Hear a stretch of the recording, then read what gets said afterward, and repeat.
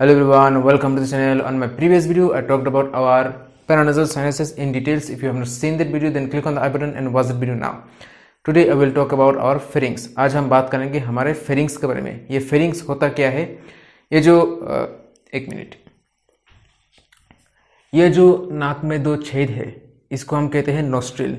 These two holes of our nose, we call it nostril. ठीक है. अब एक बात समझो.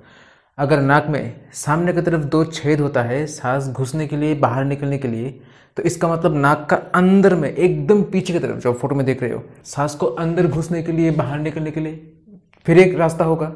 As you can see there is a way for air to enter inside and also come outside. So there must be a way posteriorly of our nose inside, as you can see in this photo. So there is also way for the air to go inside and come outside. So these two holes from outside of our nose, we call it nostril. There are two holes inside of our nose, we call it choana.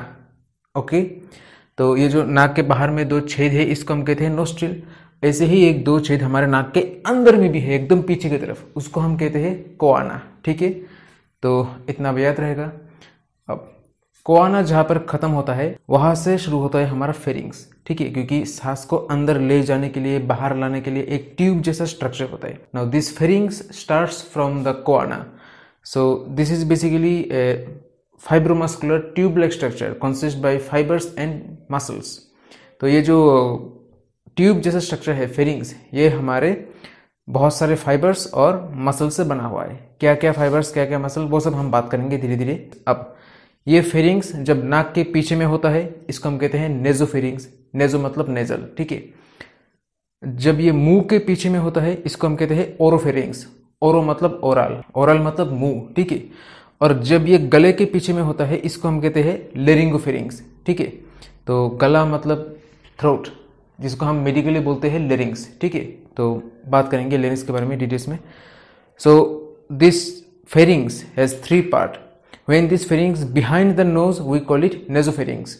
When this pharynx behind the oral cavity, we call it oropharynx. And when this pharynx behind the throat, I mean the larynx, we call it laryngopharynx. Okay.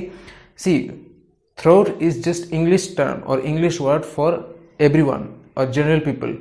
In medical term, we call it larynx. Okay. So when this pharynx presents behind the larynx, we call it laryngopharynx. Because laryngo means larynx and larynx presents anteriorly. Okay, larynx presents in front and the pharynx presents behind posteriorly. So we call it laryngopharynx. You understand? Now just a overall general anatomy. Like what is the flow? What is the roof of this pharynx? Roof is formed by the lower part of our occiput bone and sphenoid bone. Basi means basal. Basal means the base. Base means the lower part or the lower area. Okay. तो ये जो pharynx है, pharynx का जो छत है, छत बनता है हमारा जो ये ऑक्सीपिटल हड्डी है खोपड़ी के पीछे में, और इसके सामने में स्फेनोइड बोन. ठीक है. तो खोपड़ी का जो पीछे वाला पार्ट है, जो फोटो में देख रहे हो, यहाँ पर रहते हैं हमारा ऑक्सीपिटल बोन, इसका नीचे वाला एरिया, और ऑक्सीपिटल बोन के सामने रहता है स्फेनोइड बोन, इसका भी नीचे वाला एरिया. ठीक है. तो इसलिए हम जो फेरिंग्स का छत है, इसको हम कहते हैं बेजी ऑक्सीपुट एंड बेजी स्फेनोइड. ठीक है. तो बेजी मतलब बेस, बेस मतलब नीचे वाला एरिया. ठीक है. तो इसी से बेजल या फिर बेजी ये सब वर्ड्स आता है. ठीक है. तो ये सब मेडिकल टर्म से कंफ्यूजन होने का कोई बात नहीं है, सिंपल है. ऊपर हो गया. अब सामने में क्या होता है? सामने में होता है हमारा नाक, फिर मुंह, फिर गला. Now, anteriorly presents our nose, our oral cavity and our throat. That's it. हो गया. पीछे में क्या होता है? पीछे में होता है हमारा ये गर्दन में जो है वाला रीढ़ की हड्डी. Posteriorly presents our cervical vertebra. ठीक है. अब फेरिंग्स नीचे में क्या होता है? नीचे में क्या होता है? ये फेरिंग्स नीचे नामते नामते जब हमारा ये 6 नंबर सर्वाइकल वर्टिब्रा तक आता है. ठीक है. 6 नंबर सर्वाइकल वर्टिब्रा इतना तक होता है. उसके बाद इसका नाम चेंज हो जाता है इसोफेगस में. ठीक है. This pharynx extends up to our 6th cervical vertebra. After that, the name changes into esophagus. I mean, this is a food tube for our gastrointestinal system. So this is another system I will talk in very future. तो ये pharynx जो है, pharynx के जरिए हम खाना पानी सब अंदर बाहर कर सकते हैं, सांस को भी हम अंदर बाहर कर सकते हैं. ठीक है. Length of this pharynx is 12 to 14 centimetre. इसका जो लेंथ होता है 12 से लेके 14 सेंटीमीटर तक होता है बस। नाउ द सर्कमफरेंस और the width of this pharynx is 3.5 centimetre, but at the C6 level this circumference get reduced up to the 1.5 centimetre. मेरे कहने का मतलब ये है कि ये जो फेरिंग्स है ट्यूब, इसका मोटापा या जो विड्थ है, विड्थ कितना तक होता है, चौड़ा कितना होता है, ये ऊपर में होता है 3.5 सेंटीमीटर। मगर जब ये लेरिंग्स तक आ जाता है, मतलब C6 सर्वाइकल वर्टिब्रा, मतलब 6 नंबर सर्वाइकल वर्टिब्रा तक चले जाते हैं, तो ये 3.5 सेंटीमीटर से लेकर छोटा होते होते होते होते होते होते होते 1.5 सेंटीमीटर तक आके रुक जाता है, क्योंकि उसके बाद इसोफेगस शुरू होता है। तो जहाँ पर फेरिंग्स खत्म होता है और इसोफेगस शुरुआत होता है, ये दोनों, ठीक है, ये दोनों का जो जंक्शनल पॉइंट है, इसको हम कहते हैं फेरिंगो इसोफेजियल जंक्शन। इसका चौरापा कितना होता है, 1.5 centimetre. This pharyngoesophageal junction, I mean where the pharynx finish and esophagus starts, this junctional point we call it pharyngoesophageal junction and the width is 1.5 centimeter. That's it. Now if I cut this pharynx transversely, I mean dissect it, अगर मैं इस pharynx को बीचों बीच काट देता हूँ तो क्या मिलता है आपको, ऐसा एक लेयर मिलेगा, ठीक है। और जो ऐसा गोल रिंग जैसा स्ट्रक्चर है, इसका 4 लेयर होता है, ठीक है, 4 परत होता है। Outer layer is known as mucosal membrane layer. Now this mucosal membrane is consist of ciliated columnar epithelium। ये जो बाहर वाला परत है आपका, ये जो फेरिंग्स का बाहर वाला परत है, इसमें रहता है हमारा ciliated columnar epithelium। That's it। अब बाहर वाला परत खत्म होते ही अंदर में जो 2 नंबर लेयर है, इसका नाम होता है आपका फेरिंगोबेसिलर फाशा। कोई इसको फेरिंजियल एपिनोरिसिस कहते हैं, कोई इसको फेरिंगोबेसिलर फाशा कहते हैं, आपके मर्जी, आप जो भी कहना चाहते हो कह सकते हो। After the mucous membrane layer there is pharyngobasilar fascia, or someone says pharyngeal aponeurosis. Now it's your wish what you want to say, you can say. This is formed by the fibrous connective tissue.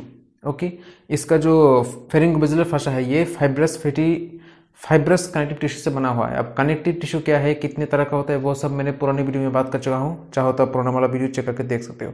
I talked about this connective tissue in my earlier videos, so check those videos. After this second layer, here comes to the muscular coat or muscular layer. Now in this muscle layer you will find 2 layers of muscle. In external layer you will find superior constrictor, middle constrictor, inferior constrictor. I will talk about these things in later in details.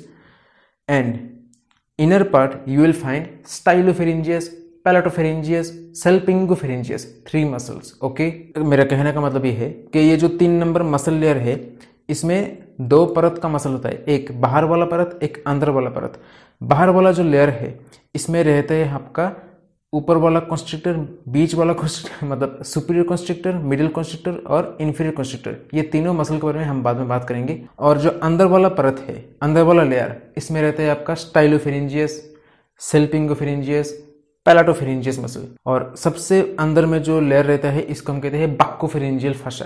The innermost layer of this pharynx we call it buccopharyngeal fascia. Okay, that's it. Now nasopharynx. Now in nasopharynx you can see the roof is already form by the basiocciput and basisphenoid area. ठीक है, मतलब इसका जो छत है नेसोफेरिंग्स का, वो हमारा स्फेनोइड और ऑक्सिपुट हड्डी का नीचे वाला एरिया कवर कर रहा है। ठीक है, फ्लोर में क्या है, फ्लोर में तो कुछ है नहीं, क्योंकि इसका जो फ्लोर है वो ही आपका कंटिन्यू हो रहा है ओरोफेरिंग्स में। ठीक है, there is no floor of this nasopharynx because this nasopharynx is continuing in our mouth, I mean in our oral cavity as oropharynx, so there is no floor.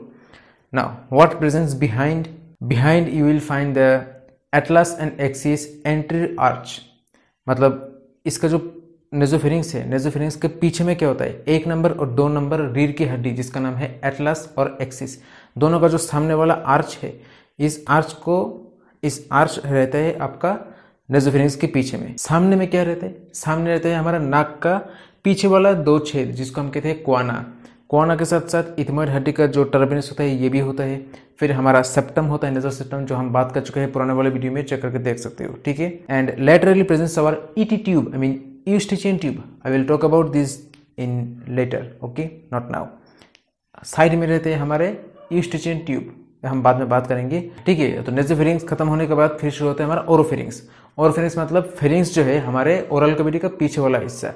After these nasopharynx, there starts about oropharynx, which remains posteriorly of our oral cavity.